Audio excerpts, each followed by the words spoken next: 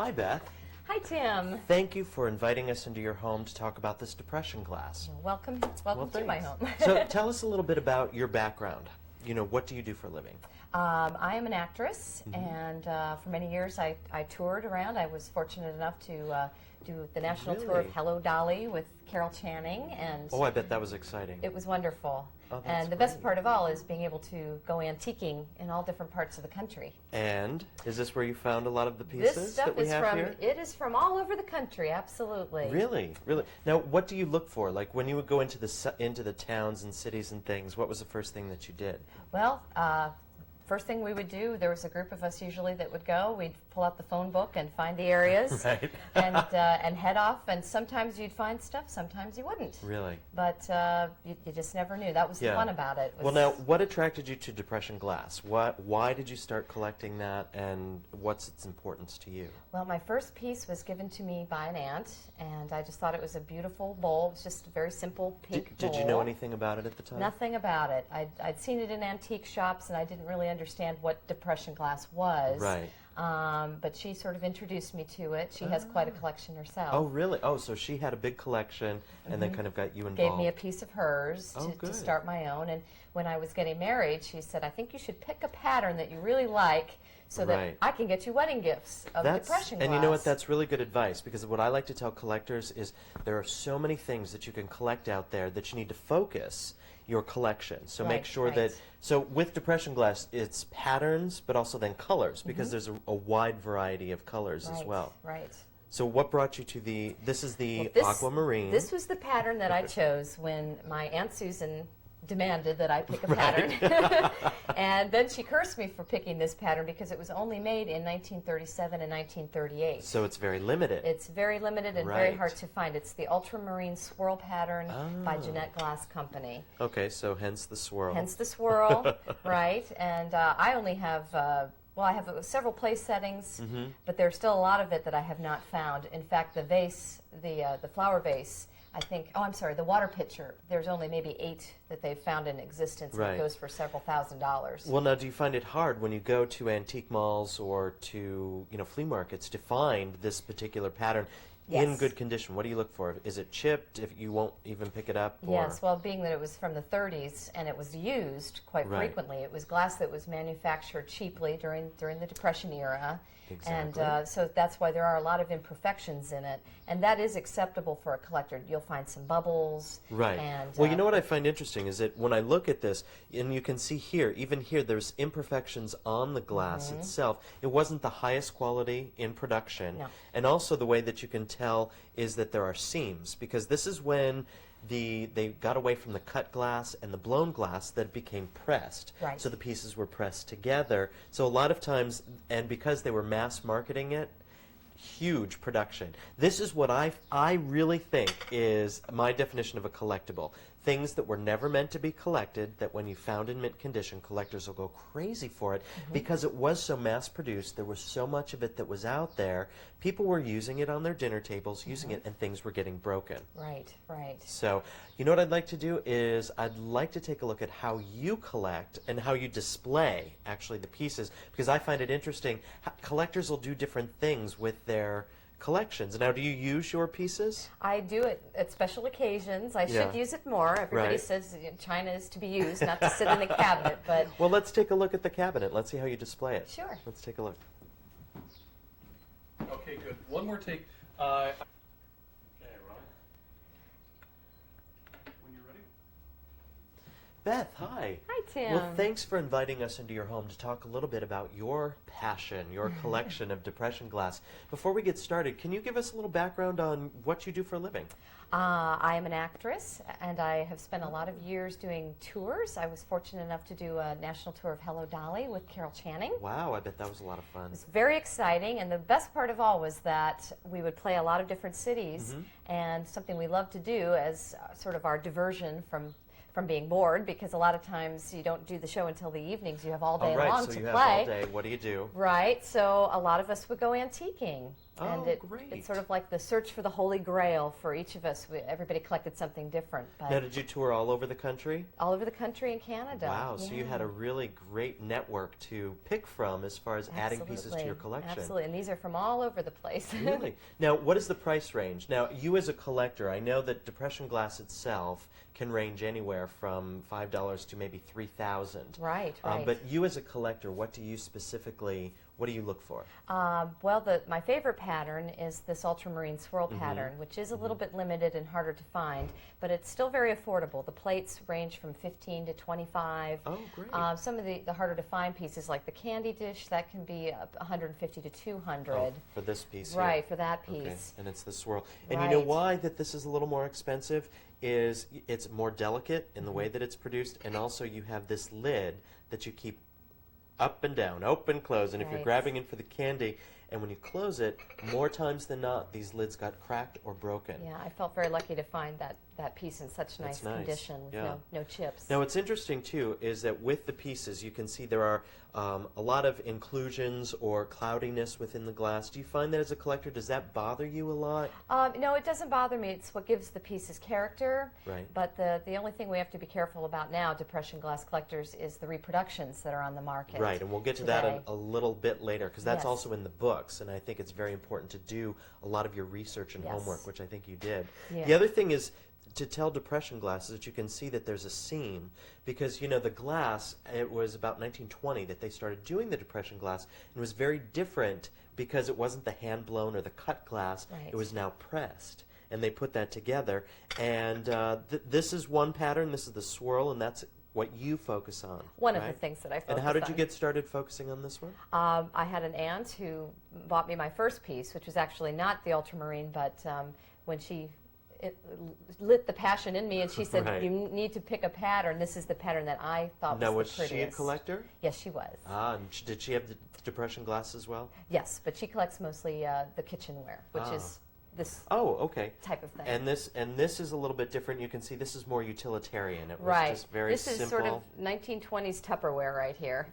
Oh, so it was like stuff you would put in the refrigerator. These too, are refrigerator and- dishes, that's Right. right, as is this piece actually, Right. which is in the ultramarine and very hard to find. with the lid. Now, is this also considered the swirl pattern? Or is it it's for the actually kitchenware? not. No. This is something completely different, Okay. the kitchenware. And there were, I mean, so many different American companies that were producing glass at that Right. time. There was Fostoria, Heisey, Anchor Hocking. Right. And with all of them, they all produced a multiple number of pieces. So this is what I love about the depression glass is it's my true definition of a collectible. Things that were never meant to be collected because these were pieces that were used every day. When found in mint condition, a collector like you will go crazy for at a flea market. Now, what's the most expensive piece you've ever added to your collection? I would say it is this candy dish the candy with the dish. lid. Oh, great. And what Yes. did you pay for this? Do I you think remember? I paid probably about $125. It was a number of years Yeah. ago, and it does keep going up in value. Were you out on the which is road good. when you got this one? Yes, I think Yeah. that came from Houston. Oh, that's nice. That's nice. Another nice thing about the depression glass, and you can see here the variety of candlesticks. That's what I like is the designs that they did.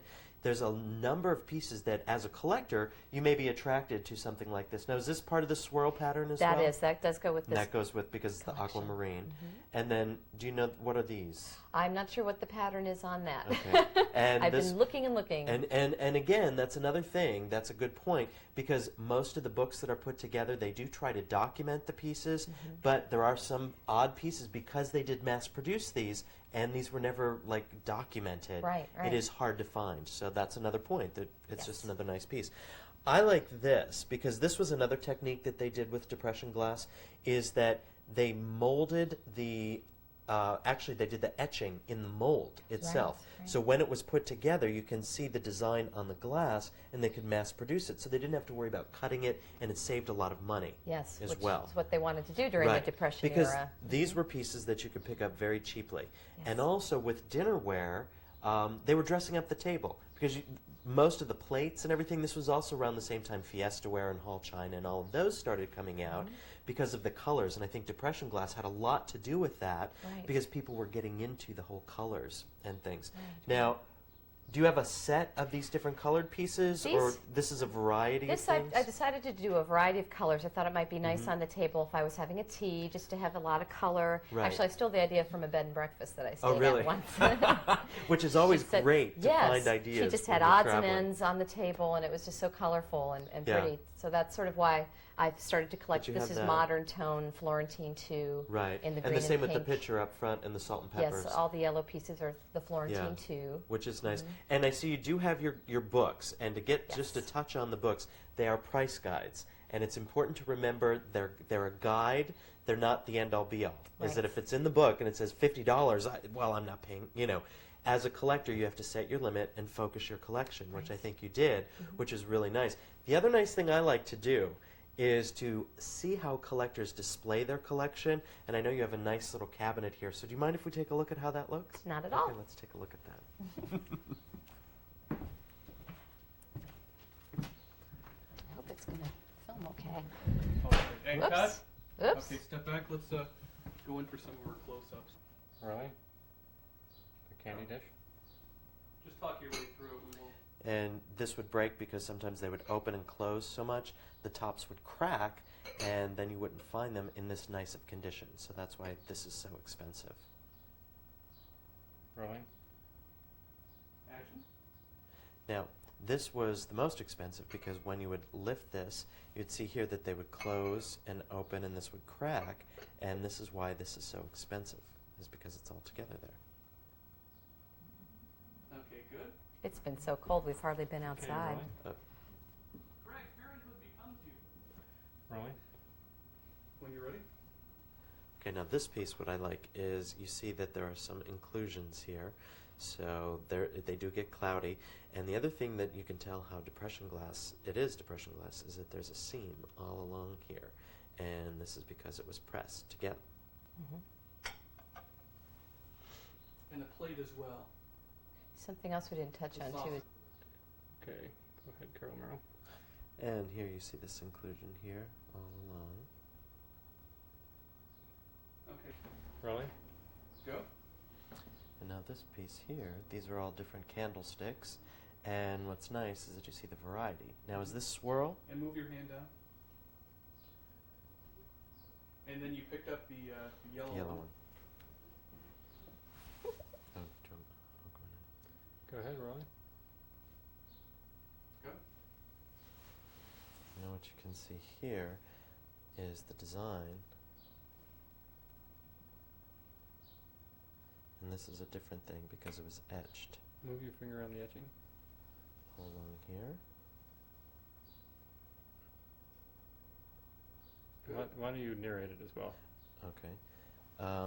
And here you can see the etching that is done in the mold as opposed to on the piece. And this made it very cheap in the way that they produced it. So you can see here they got a nice variety very easily. And put it down. Okay, Rolly. Now, these are like Tupperware from the 1920s and 30s, Mhm. and these were used in the refrigerator to hold Ah. leftovers or whatever. So what were they called? And this one as Kitchenware? well. Was this the... This was the kitchenware line, yes. Do it one more time, but Okay, Rolly. So tell us about these three pieces. What makes these special? Well, these are all, this piece in particular is Mhm. one that was used in the refrigerator. Oh, And, so it's like so- Tupperware. Tupperware of the 20s, that's right. A smaller version here. Right. And then this one actually is a kitchen piece, even though it is in my In the same color, but right, it's in my not the tableware. swirl pattern. right, it is something different. Okay. good. These basically- Take, 'cause that's Okay. pretty much what it was. Okay, All right. Rolly. Action. Now, these are interesting. I like that you have the different colors here. Yes. Tell me about these patterns. Well, I decided that it might be nice also to set the table with a variety of color. Right. And I sort of stole the idea from a bed and breakfast Ah. where they had a number of different colors. Which This is is really modern nice. tone, that's from the 50s. Right. And then these two pieces are Florentine, Florentine. too. Ah, Yes. well, great.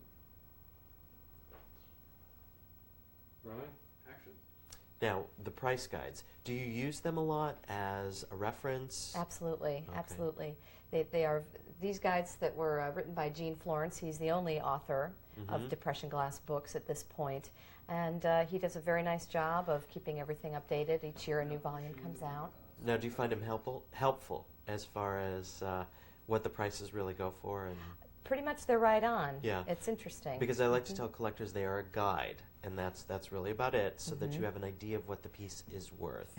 This doesn't pay or anything. And it won't Do you be want me to zoom anywhere or zoom You out? gotta keep it going. No, I just told just Chris that. I a said good, I just miss it. like I'd 5 love to seconds of that. do it just to do it, just to perform. I just miss to it play. so much. And the songs sound very funny. Yeah. One's about being the most beautiful woman in the world. You know, the queen. So that's a good It's question. got to be in the Northeast.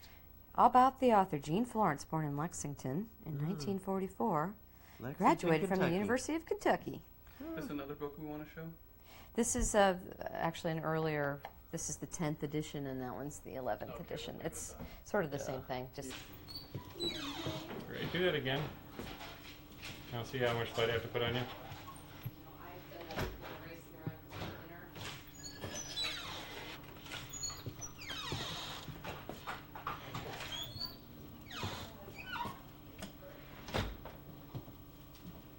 That's great.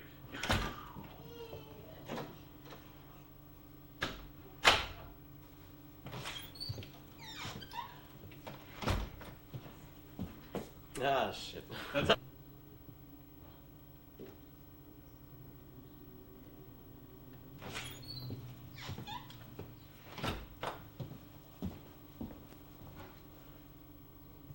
Rolling.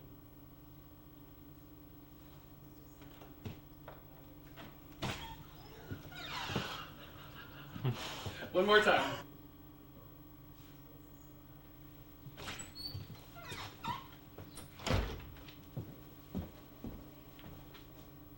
Okay,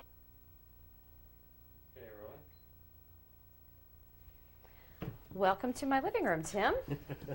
Here is my depression glass and how I display it. Oh, great. Now, I find it fascinating to see how collectors display their pieces. And I noticed that you have the two Florentine pieces Florentine here. too, yes. And what is the significance? Does it go with the pattern that you Well, collect? no, it was a pattern that I was going to use and combine, and then I decided I better just focus on the ultramarine. There's plenty out there that I still Which needed is to find. really important, and I like to tell collectors, be sure to focus, because if you're not, then you're scattered. And I noticed that you have a lot of different colors and patterns. Were they gifts, or how did you come across those? Most of those I either purchased just sort of to make a mismatched kind of thing for Right. the table, but my first place settings were actually shower gifts from some aunts. Really? Yes, they cleaned out an antique shop in Ohio, and it happened to be one that I shopped at, and Oh, unfortunately wow. I found out that they purchased all this glassware Because for you my went back shower, and the woman said, well, we don't have any here today because it was all purchased Oh, for s- a girl's shower in Michigan. This was in Ohio. Right. And so anyway, it ended up that So I you found out figured that before out. the shower. Now, do you get a lot of gifts from people like Depression Glass if they're out shopping Oh, at a I flea see. market? No, actually, oh, can we start over? That's okay. Rolling. All right, Tim. Welcome to my living room. Ah. This is where I keep my collection. No, I always find it interesting to see where a collector displays their collection. And as we were talking about it, you do use these pieces. And I did notice that you have a different pattern here displayed with the rest of them. This is the Florentine 2. Right, a pattern that I almost started to collect, and then I decided I better just stick with the ultramarine, which is my favorite color. And Exactly. there's still plenty of it out there that I don't have. And you hit so- on two very important points that I like to tell collectors. Collect what you like, and also focus.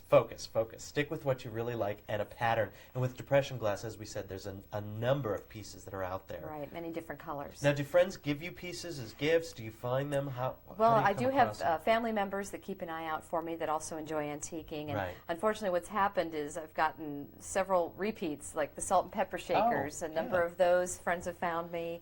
And also, So these are pretty common. those So are these pretty you common. find a lot. And the footed bowl, the console number of bowl, those. I've got quite Yeah. a few of those as well. Oh, I do have some rarer things. This is this actually is a kitchen piece, but this might have been Ah. used for flour or salt. yeah. And again, I like that combination with the tin and the glass. Mm-hmm. Right, Now, you right. have a complete setting here to I have- service for. Yes, I probably have at 5? least six Oh, for place six. settings, I would Wow. guess, at this point. And how did you come across those? Was piecemeal? You put those together? I have pieced everything together through just like I was saying, through just antiquing across the country. Right, right. And actually, these are some of the hardest ones that I've found. These are the tumblers, the milk Oh, tumblers, really? which I imagine Milk children, tumblers, really? probably the children use them a lot, and they got broken, so there are not many of these left. Right, and it's hard to find a complete set. Right, it's very hard. So I have. Did you been- find these individually and then place them together? Did you find one or two together? I found about 3 or 4 together, and then a couple scattered here and Oh, there. good. But yes. Well, and it's such a nice day. Yes, what do you say? I take these, make some iced tea, and we go outside. Oh, great. That Sound sounds good. Very good. While Beth is making the iced tea, let's go back to the Bill Bertoia auction and see how Kelly's toy is doing. I don't know why I said that, but... When you're ready, John? Okay, rolling. Tim, welcome to my living room. Oh, And welcome to my depression glass collection. great. Well, I'd really like to see collectors in their collections, how they display it, what they put together. And I noticed that you have here the 2 items of Florentine 2 mixed in with the rest of the pieces here. What's the deal with that? What's the deal? It's because I was almost going to start to collect the Florentine 2 as well. Okay. Rolling. Welcome to my living room, Tim. Ah. And welcome to my depression glass collection. Thanks. I always find it interesting to see collectors and how they display their collections. And I noticed here that you have 2 pieces of the Florentine 2 mixed in with the rest of the pieces. Yes, I started to collect the Florentine 2 because I thought it was pretty, but then I decided it was too much. I have to focus Right. on the one pattern that I originally started with that I love the most. Well, so. and you hit on 2 things that I find that I always like to tell collectors. Always focus your collection and collect what you like, because that's very important. And I see that you've done that with the Florentine pattern. Now, do people give you these as gifts? Do you find that happens a lot? Occasionally, I have a network of people out there that keep an eye out for me. What's the most common piece that you get? The most common pieces that people have found for me are the salt and pepper shakers, believe it or not. These? Yes, although the lids are usually a little damaged Right. and corroded Right. from years of use. And also the console bowl. I have about 5 of them, and they're beautiful, but it seems to be the hardest. Yeah.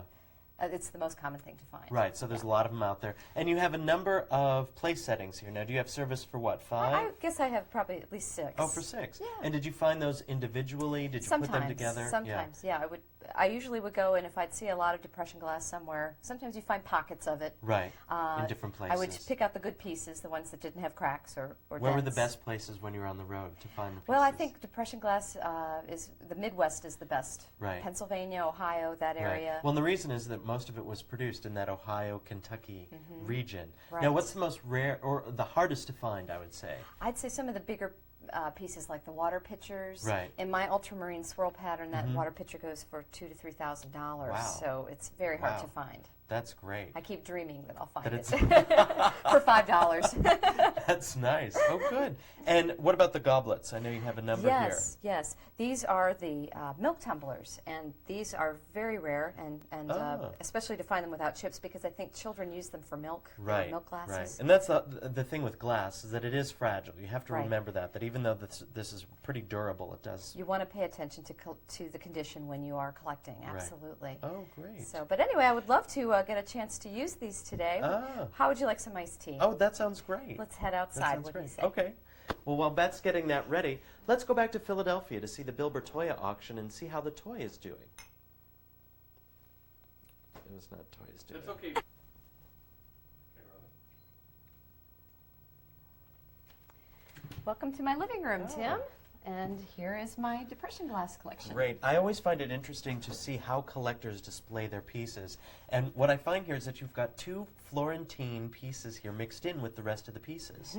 I was almost going to start to collect another pattern, which was the Florentine 2. Right. And I changed my mind, decided I better stick with the ultramarine, which is my favorite. Right, and I like to tell collectors, always collect what you like and focus your collection. That's very important. Now, do you find that people give you like a lot of the same thing? What are the most common pieces? The most common pieces that people have found for me are the salt and pepper shakers. They seem right. to be easy to find, and some of the bowls, the serving bowls. Right. Now, this is a unique piece because it's different from the shaker. What was this piece used Right. This is actually a kitchen piece in the same color. It's probably a Jeanette glass piece. Right. But this would have been used, maybe kept on the back of the stove with other containers similar to it for flour, salt, that sort of Yeah. thing. Now, I see that you have a complete set here of the dinner Where do you have service for what, 5? I probably have service for at least 6. Oh, great. And do you use the pieces? Yes, we do. Thanksgiving we pull it out, and other special Really? dinners. Oh, great. Yes. Now I do have actually some really beautiful Oh, I noticed tumblers. these. These are really nice. Aren't these neat? These are some of the rare ones to find. Was this used for milk? Probably, yes, a milk tumbler, and that's probably why a lot of them got broken. They were used by children. Right. But, well, it'd be nice to get a chance to use them today. Would you like to go out and have some iced tea? That sounds great. All right. There you go. I'll be right back. Well, Beth's getting that ready. Let's go back to Philadelphia and see what's going on at the auction. Cut. Okay, go ahead. Okay, go ahead and talk about it. and pick it up. Okay, so that's really common. What's the rarer piece? This is a rare piece. This was probably used for flour or sugar. Might have sat on the back of your stove and with a number of other containers. Yeah, I like the combination of the tin and the glass. Right, right. Yeah. How did you do that without waking him? I'm no Bernie man. Oh, like, I think too. although You he's have to got dust cold. this piece off here too.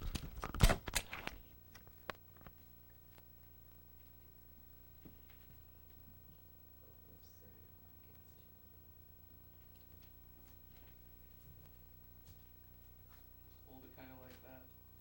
It up as if you're really moving it. Yeah. See a chip in the side of that Yeah, run your finger around the bottom rim to show where it would be chipped, from kids. Yeah. Sometimes with it in. Why don't you pick up the other one and then go make iced tea? I'm going to take these and we'll go and have some iced tea. Sounds What do great. you think? I have my hands full. I know. That's the thing. Let's see. They're shooting a movie on our block again today. They did it last week. It's called You Have Mail.